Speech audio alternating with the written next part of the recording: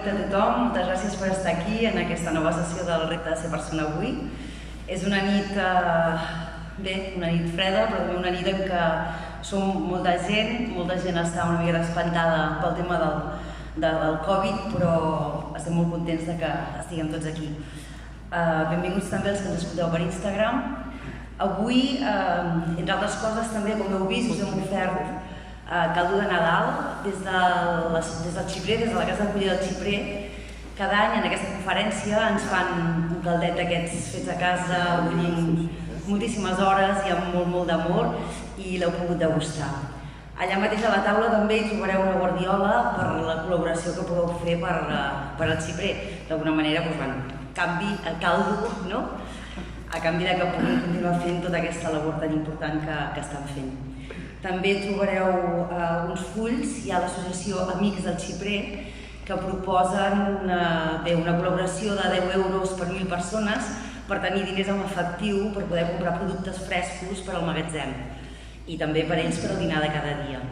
Allà també trobareu el fulletó per inscripció d'aquesta activitat. També, des de Gran Centre Granollers, des de l'Associació de Botiguers, esperar-vos tots a que passeu un molt bon Nadal, a que visquem aquest Nadal com una renaixença, al final és això, tornar a renéixer el nou any, a la nova vida sobretot, i any rere any, i esperem que tingueu molt bones festes. També trobareu la informació de totes les activitats de Gran Centre, que en són moltes, hi haurà el tour solidari, tallers de llufes i sobretot animar-vos a fer suport al comerç de proximitat. És un tema que ja se n'ha parlat moltíssimes vegades i per tot arreu ens arriba, però realment som comerç de proximitat a tota la gent que en formem part. I dit això, ara em queda presentar el Gerard.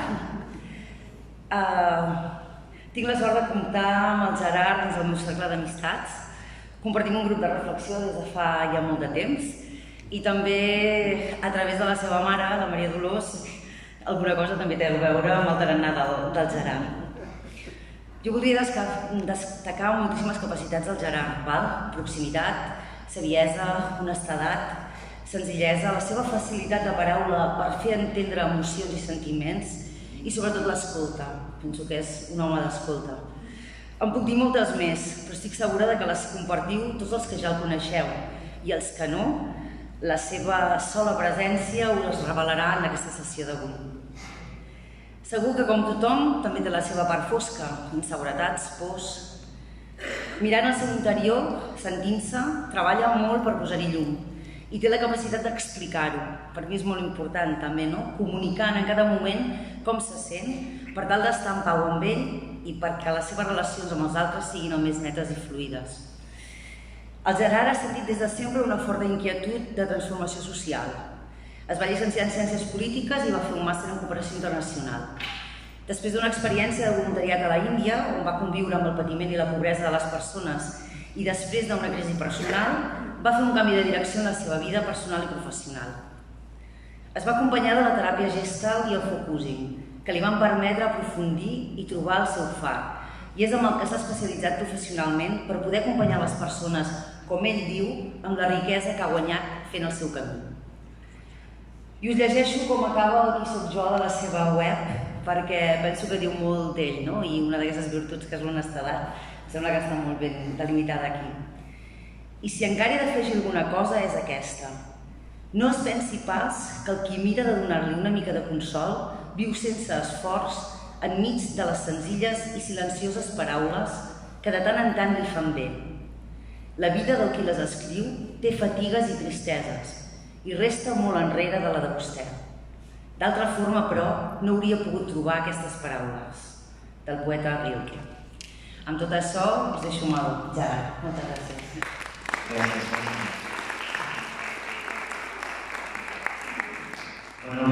Benvingudes.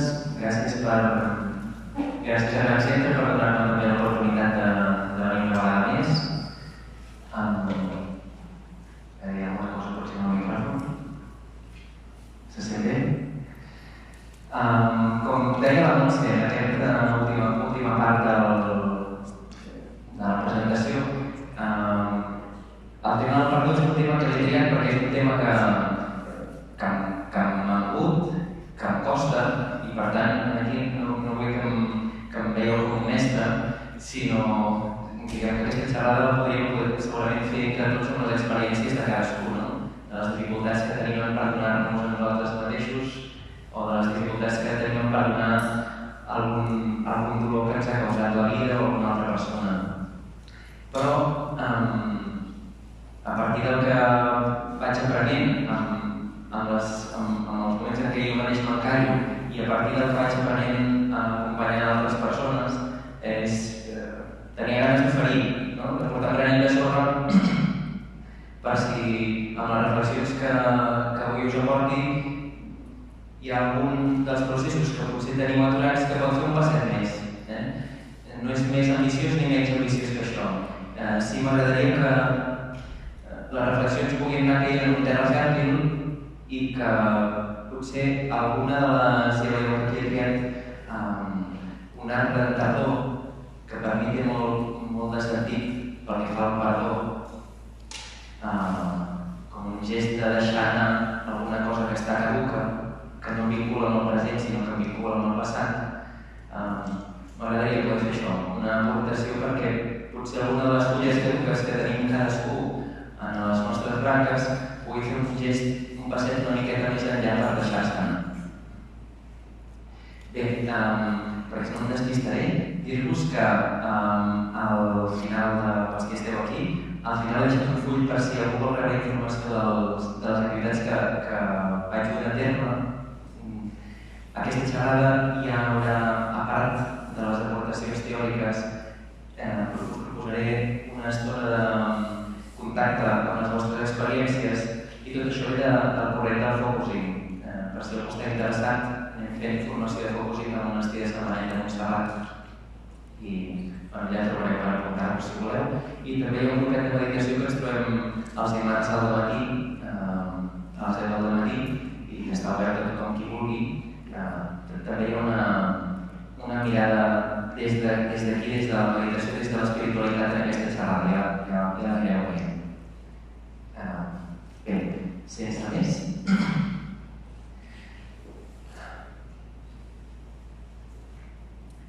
El tema del perdó, com us deia, forma part d'un cicle. Mentre anem vivint, ens anem trobant en diferents experiències. A dintre nostre hi ha una vida que vol viure i després hi ha moltes altres capes que fan que contacti amb els altres, però en el fons hi ha una vida que vol viure, hi ha un impuls que vol anar endavant. Quan hi ha un desencert per part meva que fereix algú que a més a més no m'importa o que té un trasbals molt gran, això moltes vegades atura el procés d'anar endavant. El mateix em passa quan rebo una ferida que em trasbalsa i el cicle s'atura. Però la vida, encara que sigui de forma subtil, a dintre nostre vol seguir vivint, vol seguir anar cap endavant. Així fa la natura. Després de l'esclat de la primavera ve la maduresa de l'estiu i després ve la tardor. I tot el que està caducat a la tardor deixa anar i ve un son a l'hivern. I això torna a començar. I en les persones, en les dinàmiques emocionals, psíquiques, anímiques, també passa el mateix. Hi ha un impuls d'expansió i de recollir-se cap a dintre i es va movent contínuament. Però hi ha moments on es bloqueja i la dificultat de perdonar-nos és un d'aquests moments de bloqueig. Avui quan al matí parlàvem amb els meus fills de la xerrada, m'explicava i em deia, de què el faràs? Sobre el perdó. I la meva filla de 9 anys em deia, la Maia, diu, saps què? El monitor de menjador em va explicar que ha tardat 39 anys a aprendre a perdonar. I doncs sí, perquè és complicat. És a dir, en els nens els diem molt, has de perdonar, has de demanar perdó. I de boca és molt fàcil. Però fer un procés de perdó és molt més laboriós, oi? Requereix gairebé de la gràcia que ens sigui donat de fer perquè a vegades estem molt i molt travats amb això. Tot el que us explicava que dintre nostre la vida que vol viure pertany a tota la corrent de la psicoteràpia que se'n diu la psicoteràpia humanista. Rogers, Berlin i molts d'altres. Parteixen de dir si hi ha les condicions necessàries, tot el que està viu tendeix a anar desenvolupant la seva riquesa, el seu potencial, a deixar la seva empremta. I posant exemples com una patata, una patata que està en un quarto que li entra una miqueta de llum per una escletxa, només falta la condició de la mica d'escletxa i de la mica d'humitat que hi ha en aquella habitació perquè la patata tendeixi a començar a germinar i a treure un braç. El mateix ens passa a les persones. Necessitem unes condicions suficients com perquè la nostra singularitat es vagi manifestant i vagi anant cap endavant. Llavors, què passa quan aquest procés d'anar cap endavant de la vida s'atura? En aquest cas, quan no puc perdonar o quan no puc perdonar-me. Quan no puc perdonar, em ve el ressentiment. Em quedo ressentit amb la persona. Quan no puc perdonar-me, ve la culpa, o ve el remordiment, o ve la vergonya. I ens podem quedar atrapats amb aquestes dues cames. Si arreglo la ferida o si faig la ferida. I són uns mecanismes que d'entrada el que estan fent és tapar l'impuls de vida que aniria endavant i fins i tot protegir alguns aprenentatges que podria fer si m'hagués a deixar anar la culpa i a deixar anar el ressentiment. I anirem a aprofundir. Moltes vegades el que faig és que m'identifico amb allò que vaig viure, amb allò que vaig patir, o allò que vaig fer perquè ha deixat molta empremta en mi, molta petjada en mi. Moltes vegades s'acaba configurant la meva imatge. I jo em defineixo com que jo soc aquell que va viure aquella cosa, o aquell que va tenir aquell desencert. Però qui soc jo? I això és molt important. Qui soc jo? Aquesta és una pregunta que es pot ser resposta a molts nivells. A nivell físic, soc aquest cos, no? Jo soc aquest cos. A un nivell emocional, jo soc el qui està visquent el que em passa. O a nivell psicològic o a nivell mental, em puc identificar amb el meu caràcter, amb la meva personalitat, amb la meva manera de fer. Però unes capes més endins hi ha un jo una mica més profund, que és cap allà on apunten totes les tradicions espirituals, que és allò que roman més enllà de tots els fenòmens, més enllà de tots els canvis. El meu cos no té res a veure amb quan vaig néixer. No s'anomenen res, no queda cap cèl·lula de les que hi havia quan jo vaig néixer. Però en canvi l'experiència de ser, d'existir, continua sent-hi. No hi ha hagut cap tall. No hi ha hagut tall en l'experiència de ser, quan dormo i quan em desperto. Segueixo tenint la mateixa sensació d'existir, de ser.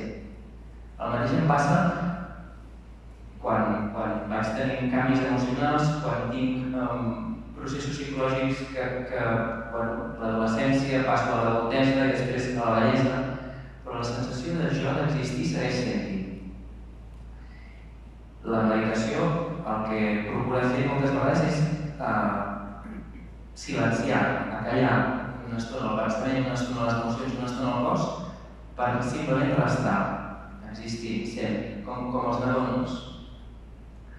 El fet de tant en tant visitar aquests espais on és de ser, de contemplar, de badar, facilita que em desidentifiqui una mica de tota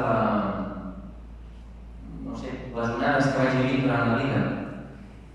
I això facilita els processos després de desencallar, de perdó, de perdonar-me a mi mateix i de perdonar als altres, perquè sé que soc més que allò que he viscut i que per tant puc continuar sent.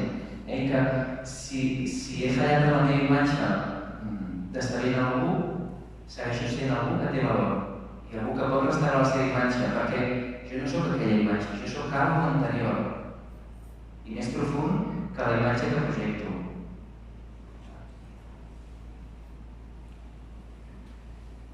Bé, la idea que m'agradaria traslladar és que el perdó és una ocasió de deixar anar, una ocasió d'alliberar-me i de restablir de nou cicle de la vida.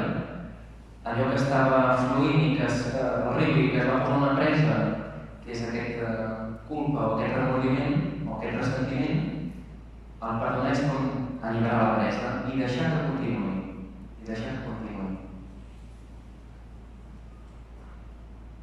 Perquè les reflexions que vindran a partir d'ara puguin caure en terra fèrtil, el que us proposo ara és un moment d'introspecció en el que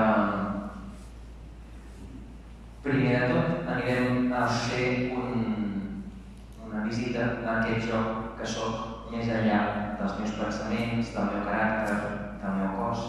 Per tant, us proposo per un moment que feu unes respiracions per anar entrant en contacte amb el vostre cos. Si us és còmode, podeu tancar els ulls.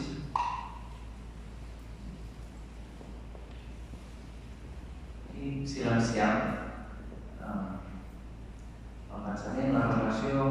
Ens posem en un estat de presència, d'estar atents al silenci, al so de la meva veu, a la temperatura, a la llum. També proposo que porteu l'atenció a la respiració, al ritme de l'anar i venir, a l'aire. Potser pugueu contactar també amb el batec del cor. I us convido a portar l'atenció al cos, sentint els peus en contacte amb el terra, les cuixes i l'esquena, sentint la cadira.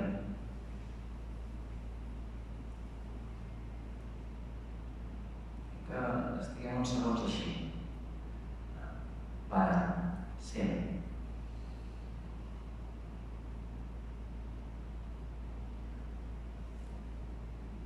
Això també sóc jo. És com el mar que a vegades està agitat entre uns metres de profunditat. Llavors està en calma. Anem entrant en aquesta calma.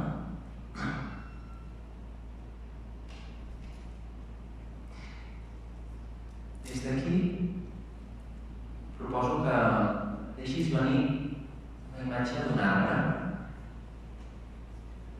Ens servirà per acompanyar-nos en aquesta trobada d'avui. L'arbre que sigui també. No hi busquis interpretacions, només acull l'arbre que ve. I et proposo que et sentis aquest arbre. Un arbre que ha passat primavera, estius, tardors, hiverns, i un altre cop primaveres, estius, tardors, hiverns, i tots aquest arbre.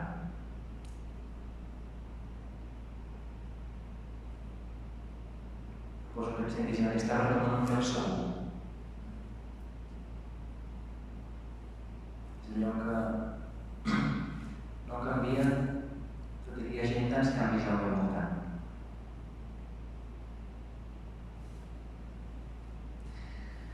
I des d'aquí et proposo que facis una mirada a les fulles, que farem servir aquest símbol, a les fulles, aquestes situacions, aquests temes que no perdono o que no acabo de poder perdonar. Jo que em fa estar en conflicte amb mi mateix o amb els altres. Des d'aquí convido a que em vinguin a trobar aquestes situacions. Obro la mirada biogràfica, la mirada de la meva vida.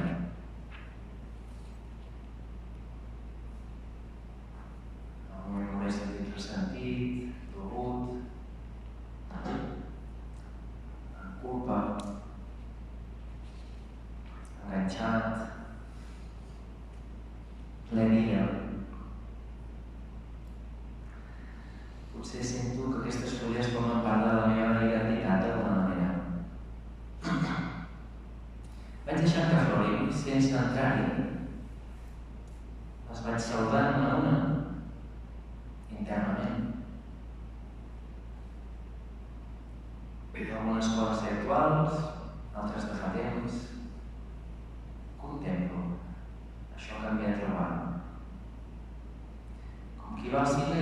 cartellera, aquesta distància. I proposo també que sentis la petjada corporal que va deixant en tu tot això que ve. Quan dic petjada corporal em refereixo a la sensació que noto en el pit o la fluixera que em ve a les cames. Els hi vaig deixar lloc. Estic atenta també a aquesta ressonància del cos.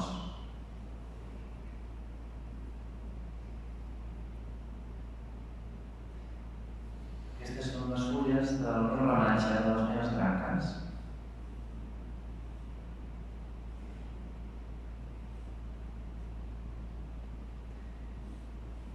Sense entrar-hi, potser ara sent una mica més presents, sent una mica més conscient d'elles. Proposo que les tinguis presents per la resta de la trobada, perquè les reflexions que puguin venir a partir d'ara potser vagin ajudant a digerir, a entendre, a valorar algunes d'aquestes fulles.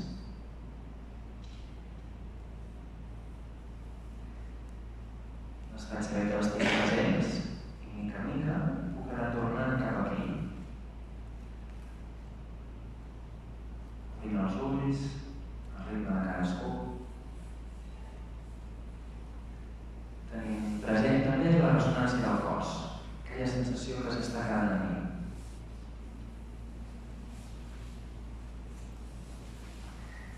El que us dic de la ressonància del cos, d'aquesta empremta que deixen les sensacions en mi, us ho dic perquè ara soc jo que està parlant avui, un altre dia serà un altre que està parlant i podem anar transmetent reflexions, savieses vàries. Però hi ha una saviesa que és molt genuïna, que és només meva, només de cadascú i que emergeix d'aquesta font.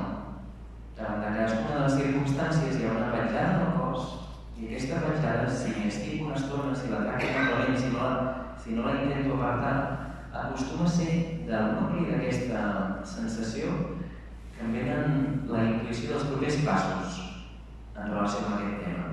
I per això us proposo que seguiu, si ha emergit alguna sensació en el cos, que seguiu una sensació present, si la voleu més present, si podeu posar-hi la mà, o en tot cas tenir-la present. Molt bé. Parlem de dues potes. Una pota és de quan tinc dificultat en perdonar, que és el ressentiment, i l'altra quan tinc dificultat en perdonar-me. Començo per la dificultat en perdonar, pel ressentiment. Primer de tot dir que és natural i és saludable sentir dolor quan algú em fa mal. Dic que és natural i és saludable sentir dolor. Si el mal és molt gran, sentim molt de dolor. I la reacció emocional que hi correspon, com a tot mamífer, sentim molta ràbia. Si el mal és petit, sentim dolor petit i sentim una ràbia petita. Perquè a vegades tenim algunes emocions prohibides i no ens podem permetre, per exemple, sentir la ràbia.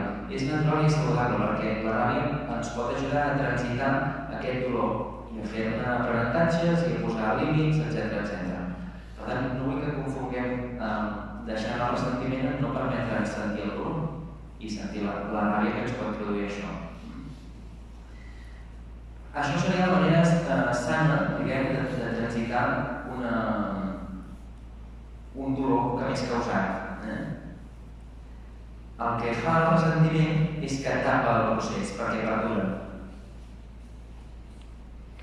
I amb això us torno a llegir el proverbi berber que diu que tot dorm menys el ressentiment i l'aigua, que aquests són eterns, no? El ressentiment és com un foc que contínuament va tenir llenya i quan penso en aquell tema, de nou s'encén el foc i no fa cap procés, es perpetua en la ira, en la set de venjança, en la sensació d'injustícia i aquí es queda atrapat. Això no porta cap enlloc, cap aprenentatge significatiu, cap a cap canvi. La definició del ressentiment és un sentiment durador d'irritació provocat per una ofensa, per una burla, per un engany. I en la meva experiència també m'ha passat.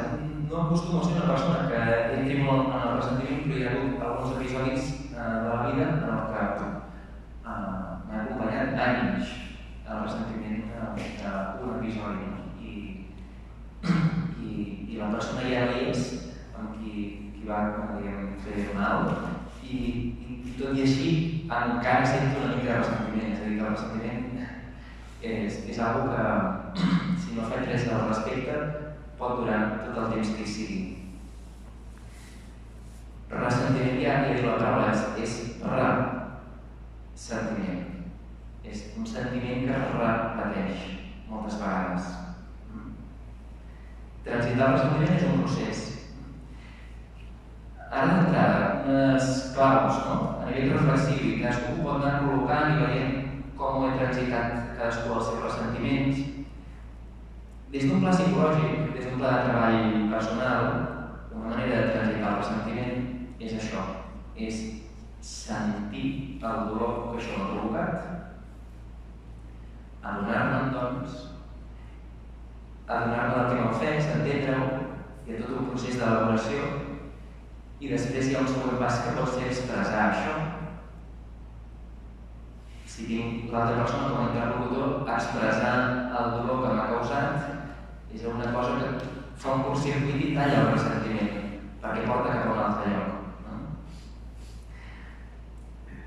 Sentir el dolor, acollir-lo, estar amb aquest dolor, sostenir-lo i després, si tinc l'ocasió, si em val la pena l'altra persona, busco el contacte amb l'altre i li mostro allò que m'ha fet mal. Li ensenyo la ferida, això m'ha fet mal. I això permet que l'altre responsabilitzi de la part que toca i m'ajuda a posar un límit. D'aquesta manera no ho vull.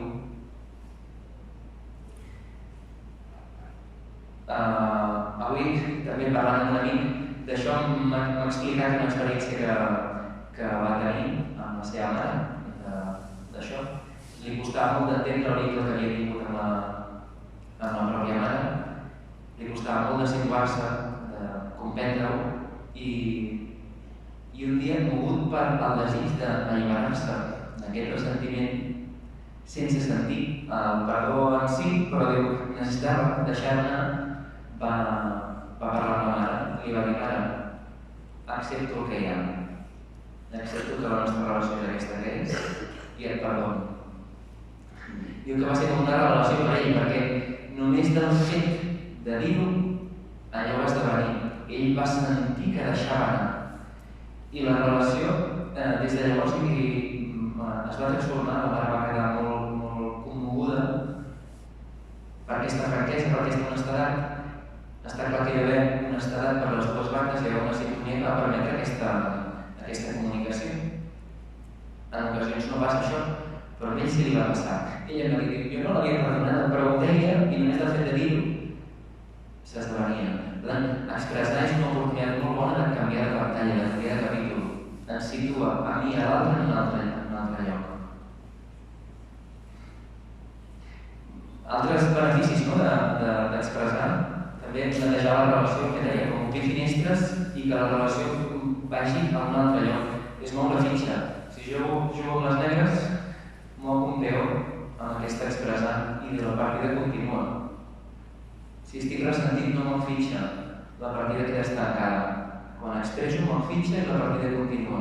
Si l'altre vol continuar, pot moure una altra fitxa i segueix endavant. També una altra manera de transitar el ressentiment és reconèixer l'aprenentatge que m'ha portat aquella ferida. Potser estava no tenint en compte perills de la meva manera de moure'm pel món, no estava tenint en compte el que sigui. El fet de recollir l'aprenentatge d'aquesta ferida dona un sentit al viscut i, per tant, ajuda a transitar el ressentiment. I I quan a vegades no hi ha un interlocutor sintonitzant en honestedat per poder tenir una conversa, o simplement no hi és perquè ja no hi és, perquè està mort, perquè no és possible, llavors el que queda és, com que no hi ha aquesta possibilitat de relació, és que jo reconegui la vivència d'injustícia. És com desdoblar-me per un moment i jo dir-me a mi acceptar que allò que vaig viure no va ser just. Com dir-li a la part que va patir-ho que té tot el sentit del món que ho patís com ho va patir, que això no havia de ser d'aquella manera. Poder com deixar-me anar, reposar en aquest reconèixer que allò va ser injust, també ajuda, perquè en el fons el que estic necessitant és sentir i validar el que vaig viure, i si no m'ho pot validar l'altre, puc jo anar-ho a validar a mi mateix. Després el que se m'acudeix, per les persones que no hi són, clar, com ho faig si estic ressentit amb algú que no hi és, que és el que m'ha passat a mi, perquè ja es va morir la persona. En el meu cas el que he anat fent és, he anat visitant moltes vegades aquest episodi, internament, sentint-lo, processant-lo, entenent coses, i llavors segurament el fet d'haver-lo anat visitant diferents vegades i sentir-lo internament, estar-hi estona, m'ha permès que la folla potser anés madurant, s'anés assecant i que algun dia em sentís una miqueta més disposat a deixar-la anar. I vaig fer el meu procés, se'm va acudir de fer com un petit ritu, i en el lloc on va succeir allò, anar-hi i dir-li que ho deixo anar, que ja està, que ja ho vaig viure, que he après el que havia d'aprendre, que pot seguir el seu camí, que ja està, que me n'allibero, que l'allibero també d'això. I ho dic que se'm posa la pell de gallina, perquè no és un passet, no és un pas que s'han vist transcendental quan ho feia, però és un pas més de tants altres passos que s'han anat donant. I la veritat és que us en parlo i no els sento ressentit ja en aquest tema, és un tema que m'ha acompanyat anys. Per tant, el fet de no tenir algú disponible sí que igualment possibilita creativament si jo faig alguna cosa que tingui sentit per mi. Després, des d'un pla més, diguem-ne, psicoespiritual, des d'un pla espiritual, també hi ha treball a fer amb el ressentiment, amb el perdó de l'altre.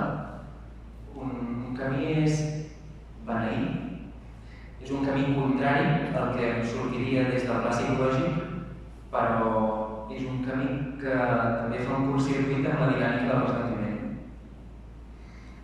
Per beneir l'altre m'he de situar molt en aquest jo que soc, en aquest arbre que hi ha més enllà de les fulles i de més, sentir-me en un lloc segur, sentir que jo soc més que el que he viscut, i des d'aquí beneeixo la situació, beneeixo la persona, beneeixo la seva segurament ignorància, em beneeixo a mi.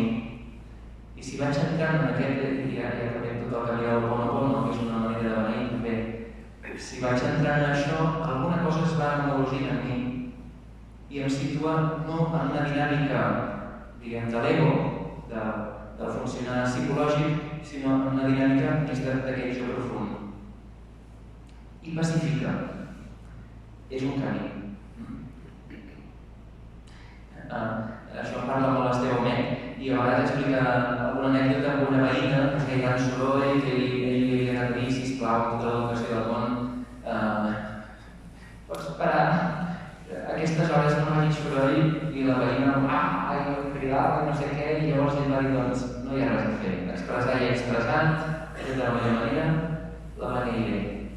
I sí, va anar passant un temps i ell diu, a vegades és màgic això de beneir, perquè la veïna un dia va venir i em va demanar si aquestes coses dels veïns, no, si tenia oli, si tenia patates, i a partir d'aquí es va emologir la relació.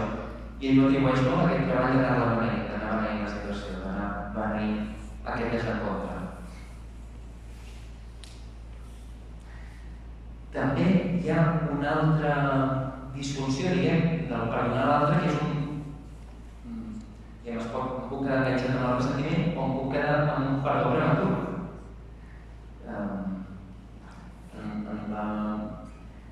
Depèn de l'estructura ètica o moral en què em senti còmode, doncs potser jo mateix en la infància i adolescència, amb una ètica molt cristiana, això de parar l'altre altre, de ser i d'estar disposat a perdonar, doncs després d'alguna ofensa important, d'algun dolor important, no passa res, et perdono. I l'experiència que vaig tenir després és que no és cert, és que hi ha un dolor que perdura. I perquè es pugui transitar aquest dolor és necessari sentir-lo i, si puc, expressar-lo. Però no estalviar-me de sentir-lo. Que el beneir no estalviï de sentir i que el perdonar prematurament no estalviï de sentir. Sentir-lo corporalment i entendre'l és el camí per anar-lo transitant.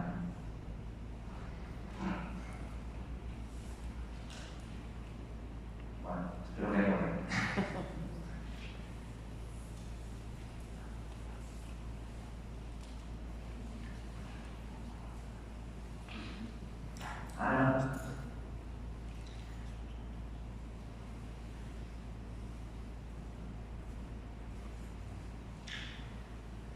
Ara em posaré a abordar al costat aquest de la dificultat de perdonar-me a mi mateix. Pel meu caràcter, aquest és un dels meus talons d'Aquil·les, perquè entro molt fàcil en una estructura de culpa. El perdó a un mateix està més relacionat amb la salut mental i el benestar, fins i tot el perdó als altres. És a dir, que la dificultat de perdonar-me a mi perjudica molt més la meva salut i harmonia psíquica que no pas la dificultat de perdonar a un altre. La culpa, vull dir, aquí diferenciar una miqueta les idees de culpa i de vergonya. La culpa normalment apareix com un remordiment per un desencert, per alguna que no he fet bé i que ha fet mal a algú o ha decebut algú.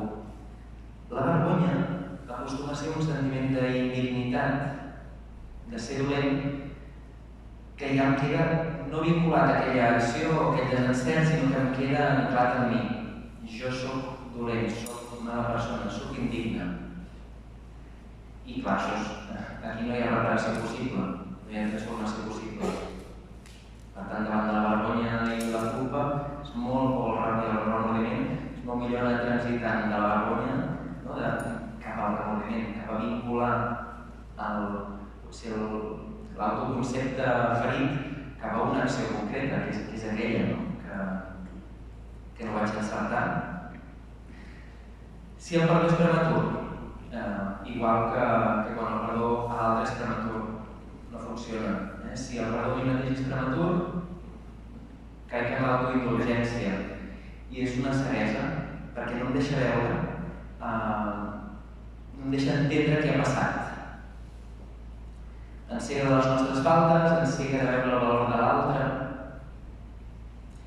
i treu la motivació per canviar res. Això m'ha portat a pensar en les etapes de l'evolució moral, que uns teòrics reflexionaven sobre això. Colbert i Gilligan, no sé si us sona, vaig mirar com vaig de temps. D'acord. Colbert i Gilligan reflexionen sobre quines etapes hi ha en el desenvolupament moral de la persona. Com a tota estructura, diguem que queda molt maca a nivell teòric, és un mapa, però després cadascú va fent els seus endavants i enrederes en aquesta estructura i hi ha persones que poden estar fixades en una etapa i d'altres fixades en una altra etapa. Diuen, quin és el primer nivell? En un primer nivell, la tensió entre jo i l'altre, en el primer nivell es posa en el joc per assegurar la supervivència, per cuidar-ho de si mateix. L'important sóc jo i sobreviure físicament o emocionalment. I el que passa a l'altre queda en un segon pla. Des d'aquí és molt fàcil esborrar i perdonar-me de manera autoindulgent, sense que faci cap procés. Després hi ha una etapa de transició en la que, considerant aquest plantejament de la primacia per l'atenció en mi, la començo a sentir egoista. Perquè començo a veure el dolor que causa en l'altre, començo a veure l'efecte que això causa en els altres. I aquesta és una etapa de transició cap al segon nivell. En el segon nivell seria l'altre extrem. Quan me n'adono que hi sento i em commou que el que jo faig en l'altre fereix, trasbalsa,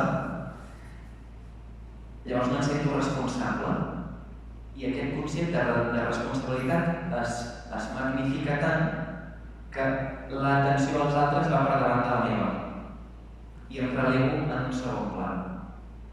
Hi ha moltes persones que viuen en el primer nivell i hi ha moltes persones que viuen en el segon nivell. El que jo visc no és tan important, és més important el que viu l'altre i jo m'autosacrifico. Què passa aquí? Tampoc és un lloc d'estabilitat, no és un lloc d'equilibri aquest. Hi ha un moment de transició. Quan començo a sentir que aquest autosacrifici és molt dolorós, és molt perjudicial, és malaltís, m'emmalalteix. Llavors, el que faig és reconsiderar aquesta relació entre jo i els altres i entro en un tercer nivell. Un tercer nivell en el que incloc jo i els altres en la responsabilitat dels cuidados, de les atencions. Jo soc responsable del meu cuidado i soc responsable del cuidado de l'altre i l'altre també és responsable de les meves atencions i de les seves atencions. I aquest seria un tercer nivell en el desenvolupament moral. Aquesta recerca de la necessitat de l'equilibri entre jo i els altres.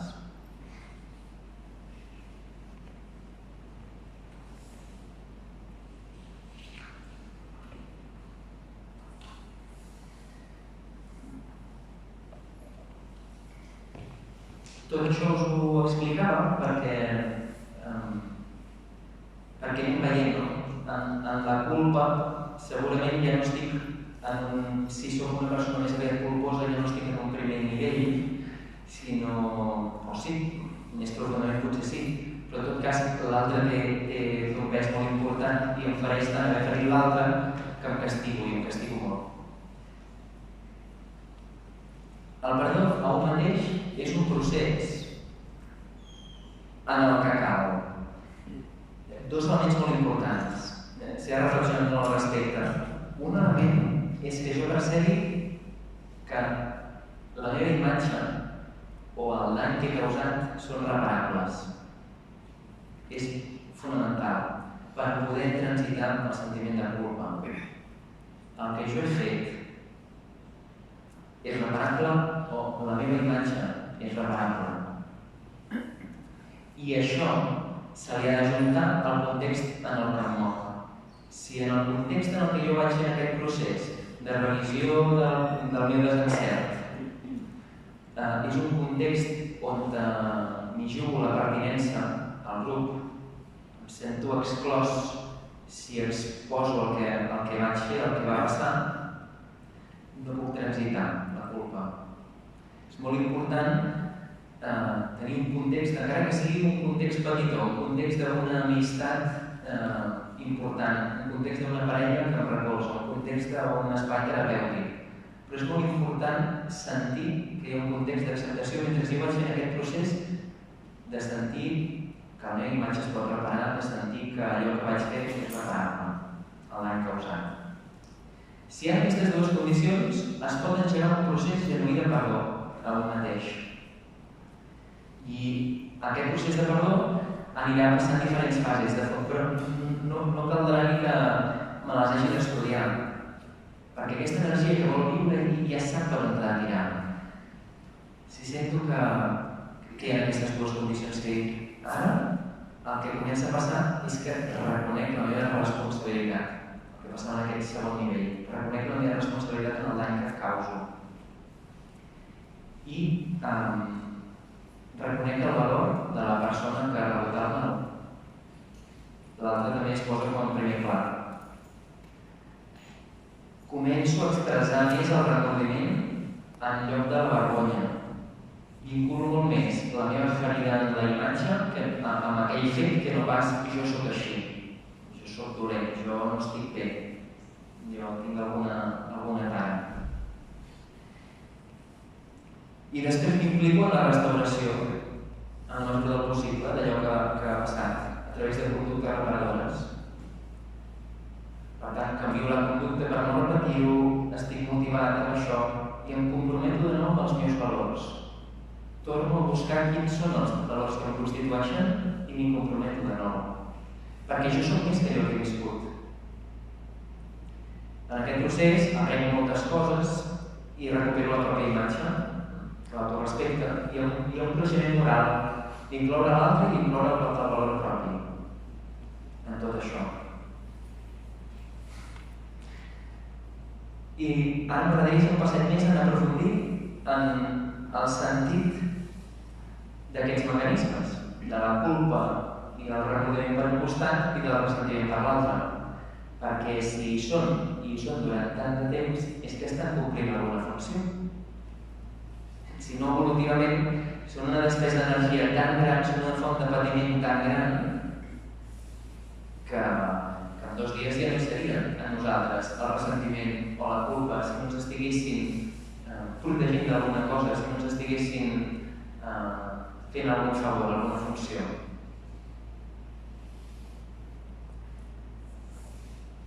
D'entrada, abans d'entendre quina funció són, el que es veu és hi ha un procés que caminaria i la culpa i el ressentiment fan un tap en aquest procés. No em permeten mirar el que tinc al davant, no em permeten mirar el present, sinó que em giren cap al passat. I en això em venia la imatge de la història de Lot, de l'Antic Testament. Només dono la imatge, no hi entraré molt perquè si no ens menjarem molt de temps, però és una imatge que també em parla d'això. Hi havia dues ciutats, Sodoma i Gomorra, que em sembla que no acollien els estrangers, hi ha altres traduccions, però diguem que moralment estaven passant coses molt reprovables i d'alguna manera, en la cosmovisió de l'Antic Testament, es diu que es decideix des dels cels, que es castigarà en aquestes ciutats i se'ls exterminarà a tots. Hi ha un àngel que diu, no, hi ha una família de justos, avisem-los perquè puguin marxar. I en somnis apareix un àngel, un membre de la família, i els avisa, heu de marxar d'aquí, marxeu molt posat, i només us dic una cosa, no mireu enrere. Si mireu enrere us convertireu en pedra. I això és el que van fer. Van marxar de la ciutat i l'endemà o a la nit, no recordo quan era, van baixar els exterminadors i van eliminar a tothom qui vivia en aquelles ciutats. I la família anava marxant, anava sentint els crits i tot això, i la dona es gira per mirar i es queda convertida en pedra. No pot continuar el seu camí cap endavant. La Bíblia aquí no ens parla del perdó, però sí ens parla d'aquest gest de mirar enrere. I per mi, la culpa i el remordiment i el ressentiment és aquest gest de mirar enrere i anar-me petrificant. Tot allò que està viu en mi i disposat a aprofitar el que m'ofereix el meu present es paralitzi. Llavors, anem a veure aquest sentit una mica més profund que tenen la culpa i el ressentiment. Què és el que em dona que fa que jo m'hi enganxi amb això? La culpa i el ressentiment ens protegeixen a preu de convertir-nos en pedra. Si escoltem la part de mi que no pot deixar anar aquesta vivència, potser entendrem aquesta funció, aquest servei que ens estan donant. I com s'escolta? La manera que jo conec és estar amb mi. Aquest recargolament d'estómac, estar amb mi. Estar amb mi, amablement, sense pressa, sense empènyer, i mica en mica va venint. Si escoltem aquesta part que no pot deixar anar, mica en mica podem entre els límits propis o els límits de la vida. Pel que fa al ressentiment, el ressentiment, ja ho coneixem, és com una mena de foc que no s'apaga. Moltes vegades ens connecta amb una ira que és molt cridanera. El ressentiment puja molt l'energia i aquesta energia ens distreu d'aprenentatges molt més subtils, molt més calmats, molt més profunds, en els que no hi podem posar el focus perquè estem distraïts amb tota la disbauxa que hi ha, recordant allò que va passar, sentint una altra vegada allò que va passar. El que he vist en persones que acompanyen a vegades és això, és que la ira, un cop ens hi estem una estona, o ens hi estem una temporada, si podem veure una miqueta la capa que hi ha darrere, el que hi ha a vegades és una por d'afrontar reptes que tinc ara mateix, reptes que tinc a la vida. I estar entretingut amb l'ella em protegeix d'això, de fer aprenentatges més subtils.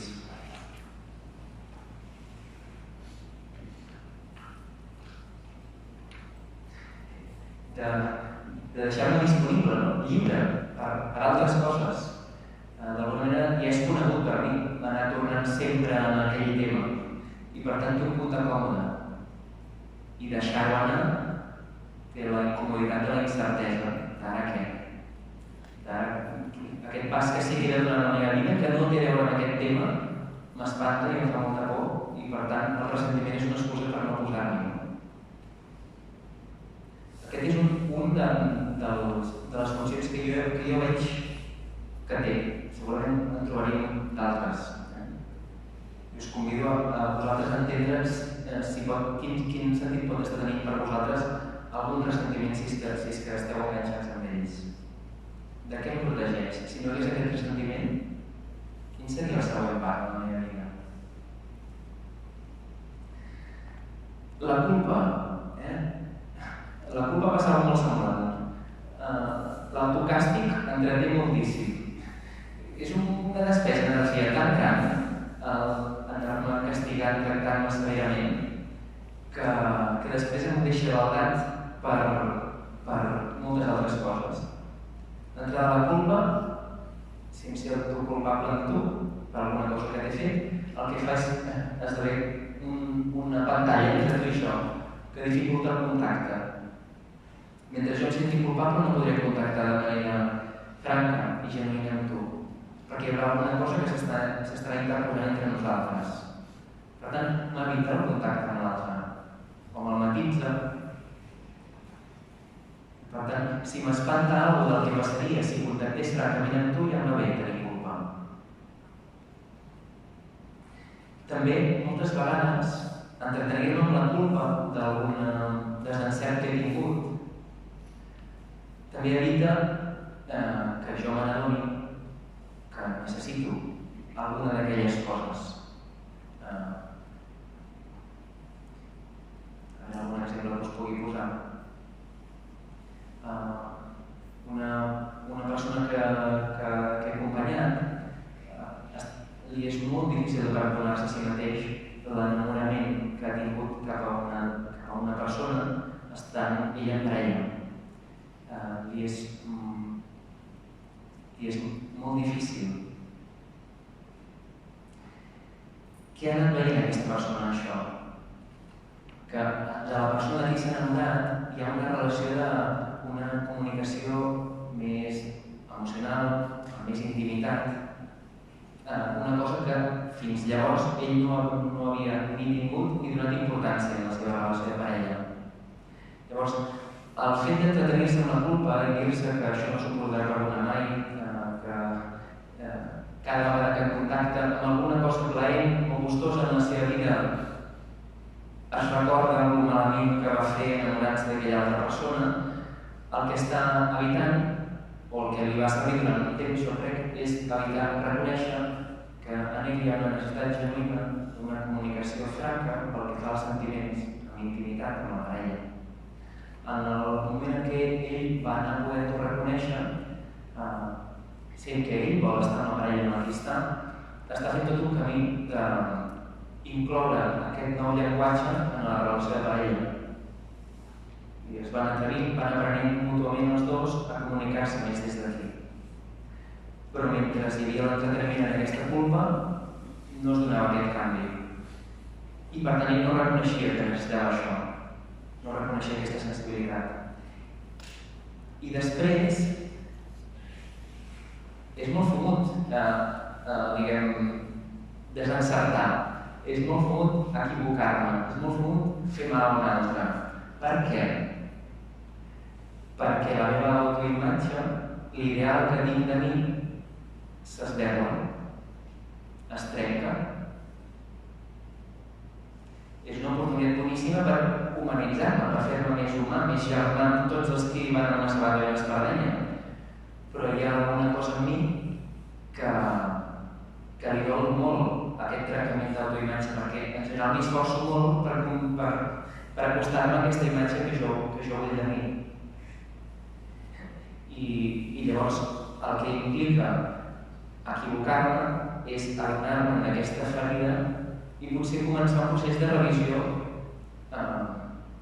més seriós de qui soc jo realment això que estic fent és el que m'agrada o no m'agrada això. I això pot generar molta incertesa, però incertesa profunda, no? Un dubte de sí, molt gran. Mentre estic amb la culpa, no me n'adono de tot aquest dubte de mi mateix. Si m'atreveixo a anar escoltant aquest dubte, aquesta por de preguntar-me qui soc jo en realitat, què és el que vull, què és el que m'agrada, què és el que vull per mi, és comú, però és profund, i llavors la culpa va marxant, perquè realment és el nucli que estava mantenint aquest bloqueig. En aquest sentit, m'agradaria compartir-vos això. En el meu cas us deia que m'ha costat perdonar-me.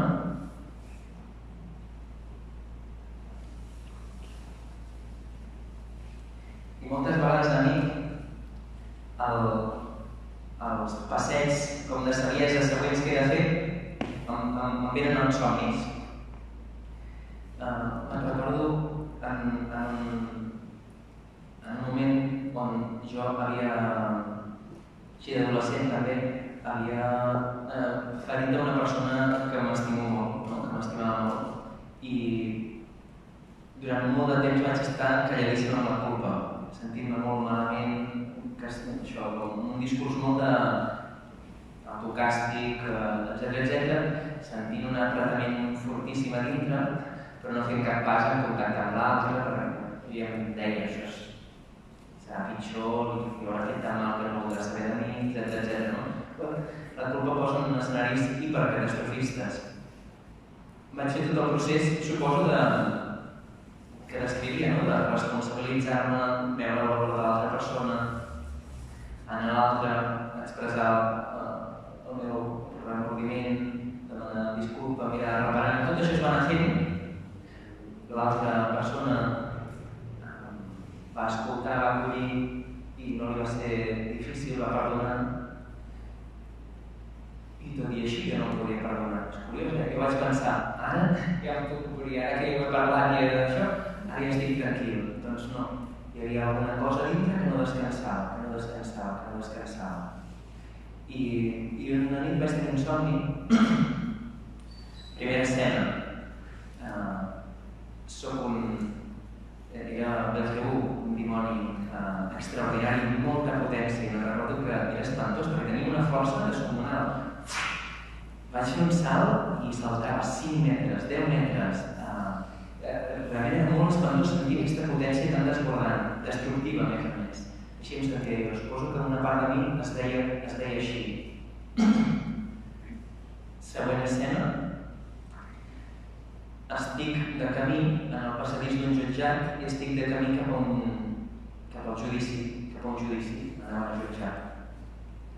Pel camí, en aquest passadís, mentre jo voluntàriament me n'anava cap al judici, la persona que jo li havia fet mal m'agafava del braç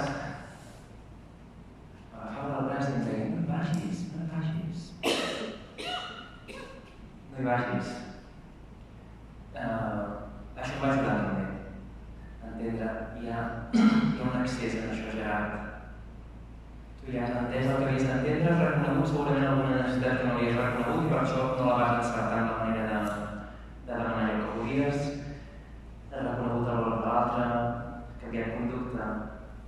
L'altre perdona, l'altre ja ho ha deixat anar. Què és aquest accés? Per mi va ser molt un abans i un després, un passet més també significatiu aquest somni. I en l'altre, ja més endavant, recordo, estava una mica atormentat per algun desencert de feina, també per algun desencert en la vida personal, i en el somni apareixia una persona que està aquí. Apareixia la Teresa i em deia, Gerard, la iaia Carme està aquí, la iaia Carme està al cel, ja està morta. I la Teresa em deia, la iaia Carme està aquí i t'allibera dels teus desencerts. I començava a pujar un incens que m'alliberava dels meus desencerts. Em vaig despertar amb febre, i després aquí va començar tot un procés en el que el cos anava alliberant tota aquesta tensió interna. És un procés que em va durar anys. Un símptoma físic que va anar apareixent, la febre em va durar uns quants dies. Però fixa't, la iaia t'allibera dels teus desencerts. I és això. Mentre estic culpós, m'enganxo en els meus desencerts. Quan em puc alliberar dels meus desencerts o entendre que és un desencert i ja està, i que si és només un desencert i jo soc alguna més que això que vaig fer, puc reparar la imatge, puc responsabilitzar-me, puc aprendre alguna cosa d'aquí, alguna cosa ha passat perquè jo fes el que he fet, no? Perquè fes mal d'aquesta manera. Llavors, tot això pot fer un procés de maduració, d'aprenentatge, de creixement. Hem d'anar acabant.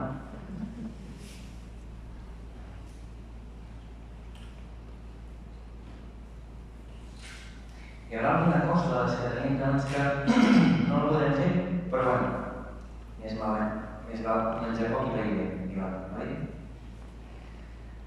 Bé, hi ha un moment que vaig escriure un poema relacionat amb aquest deixar anar. Us vull llegir aquest poema a la llum d'aquestes situacions, d'aquestes fulles que hem vist que heu vist o que heu notat que encara estan enganxades en el vostre arbre. Com dirigint-los una miqueta la mirada cap allà mentre aneu escoltant aquest escrit. I dic sí, la tardor és l'iniciadora del cicle i no la primavera. Així ho visc aquests dies, així ho hem vist al Pirineu, estimat Vicenç. És el deixar caure la fulla, el que engendra silenciós, un nou temps, un nou cicle, un nou naixement. En això està la natura aquests dies, i encara és així, perquè encara estem a la tardor. Queden molt pocs dies, aprofitem-nos, Moltes de les relacions, dels projectes, de les situacions, vull dir, moltes de les fulles cauen soles, però hi ha aquella d'una bellesa i una harmonia tan estimades, i aquella altra que he vist créixer i que m'ha acompanyat i donat forma durant tant de temps, i aquella que ha brotat inesperadament. També hi ha aquella fulla malalta que m'ha dolgut tant i que potser per aquesta raó la sento tan meva, que em costa de deixar-la anar del tot. I malgrat tot, malgrat aquesta dificultat de deixar-la caure, de l'arbre que sóc, brolla una veu subtil, constant i quasi silenciosa, que diu: ja està. Està bé, ha arribat l'hora. Ara és el moment de deixar-la anar.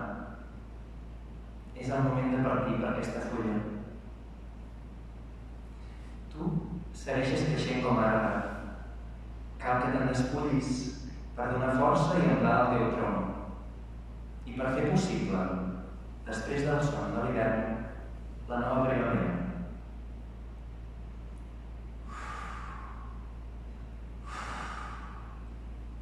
Aprofita aquesta ventada i deixa-la anar. Sí, és ara, no tinguis por. Aquest gest, després és fèrtil, ja ho saps. Vindrà primer el son i després l'esclat. L'esclat no pot néixer sense la nuesa. Fes lloc. Fes-li lloc a aquest present que no ha nascut encara.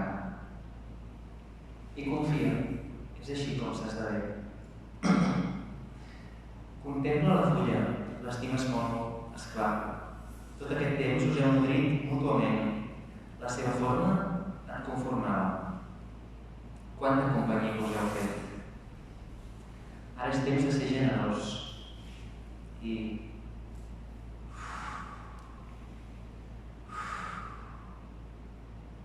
Goita, arriba una altra ventada. Sent-la de nou, un darrer cop. Ho saps. Si no t'enganyes, saps que ara és el moment. És un pic més pàl·lida i trencadissa. Està llesta per partir. Estàs llest per deixar-la anar. No et preocupis per ella, estarà bé. També ella necessita que la deixis caure. És així com s'adormirà a la terra. I és així com acabat el seu son despertarà en una nova forma. És el darrer gest d'amor cap a ella, perquè la vols viva i no caduca. Perquè et vols viu i no caduca. Només si consenteixes l'inevitable gest.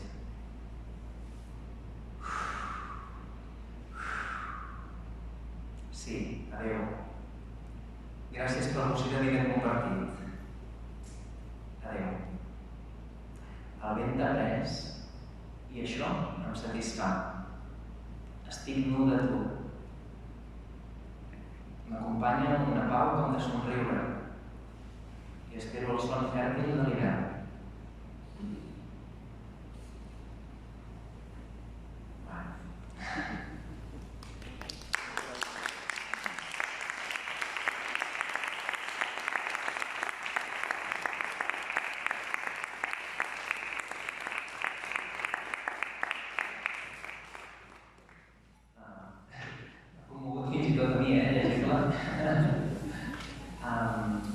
Ara m'hagués agradat posar-vos una part així pràctica, però en tot cas us deixo la pregunta a vosaltres perquè si per algú té sentit us la deixeu ressonar després.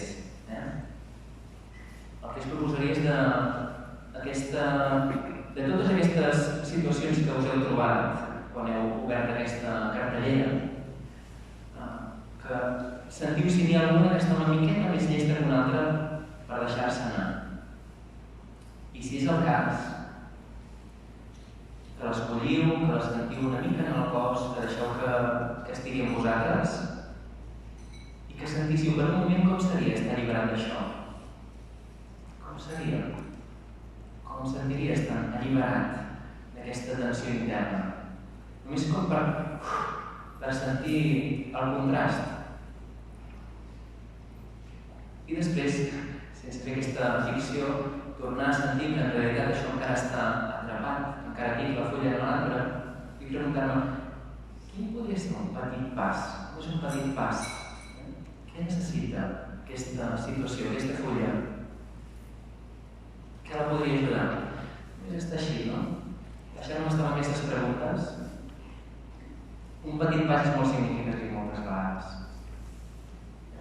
Podria subratllar que deixar caure la fulla és el que engendra silenciós o no cicle. Moltes gràcies a tots i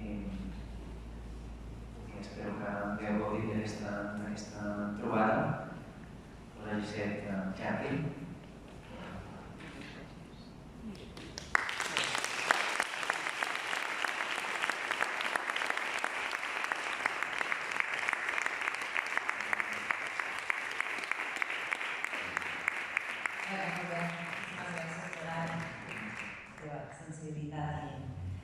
Bé, farem ara el sorteig. Sabeu que cada vegada que fem una sessió el ponent ens presenta, ens aconsella un llibre En aquest cas, el Gerard ens ha fusellat cartes d'un jove poeta, la Reina Rilke.